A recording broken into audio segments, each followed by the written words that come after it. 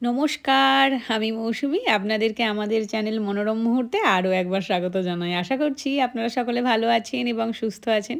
আজকেই দেখুন আমার বাড়ির বাইরের অবস্থাটা ঠিক কীরকম। আকাশ থেকে অনবরত স্নো পড়েই চলেছে, আর বাইরের তাপমাত্রা ছিল ওই -6-7 ডিগ্রির মতন। প্লাসে আর কোনোভাবেই উঠতে পারছি না। তো এই রকম অবস্থা থাকলেও আমাদেরকে তো বেরোতে হবে। আজকে হচ্ছে 31st, তো আজকে নাইটে বহু প্রোগ্রাম রয়েছে, বহু বাজি ফাটানো হবে। আপনাদের সঙ্গে সেটা শেয়ার করব।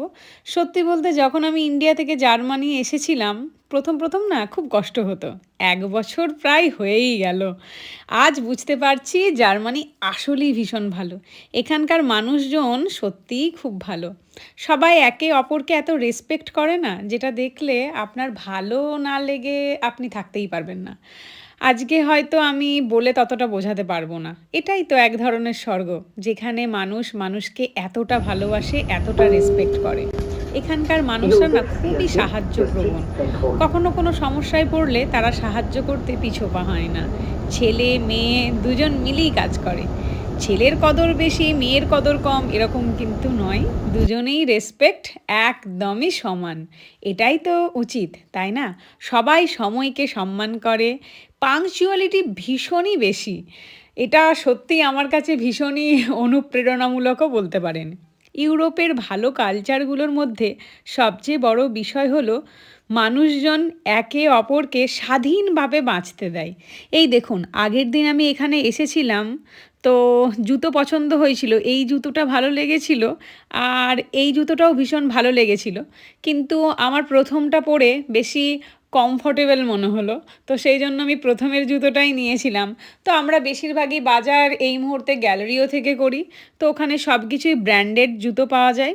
এই জুতোটার দাম ছিল ওই 8,000-এর মতো। তো এখানে বিলিং করিয়ে নিলাম।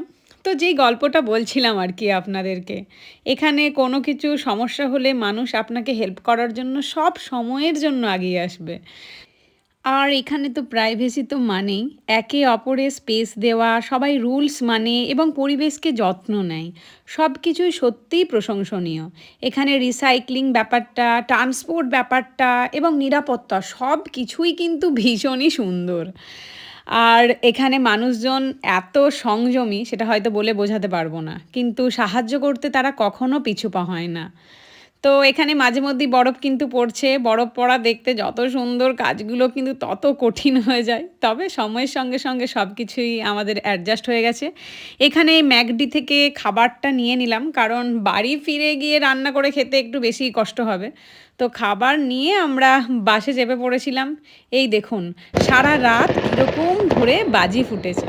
যাক, নতুন বছর 2026-এ সবাইকে অনেক অনেক শুভেচ্ছা। সবাই ভালো থাকুন, সুস্থ থাকুন, আনন্দে থাকুন, নিজের জীবন উপভোগ করুন, অন্যকে সাহায্য করুন, ভালোবাসা ছড়িয়ে দিন। এই নতুন বছরে আমাদের জীবন আরও আনন্দময়, শেখার যোগ্য ও স্মরণীয় হোক।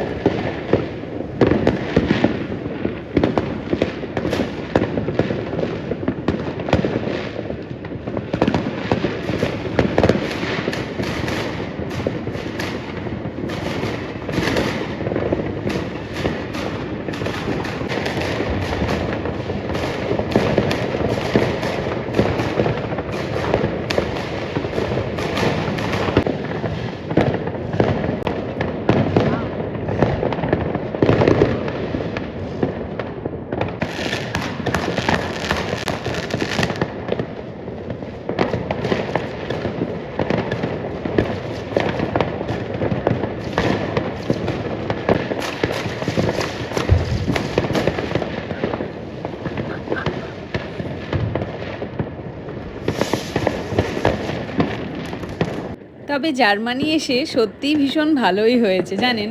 নতুন বছরে শিখছি, দেখছি এখানকার মানুষদের প্রতি আরও ভালোবাসা জন্মাচ্ছে। জীবনকে উপভোগ করার জন্য ইউরোপ একদম পারফেক্ট জায়গা। টাকা জমানোই কিন্তু সব কিছু না। এখানে এলে আপনি বাঁচতে পারবেন, ঘুরতে পারবেন, শেখার সুযোগ নেওয়া, এটাই তো আসল কথা, তাই না? চলুন আমাদের সাথে 31st নাইটটা আপনারাও সুন্দর করে উপভোগ করুন।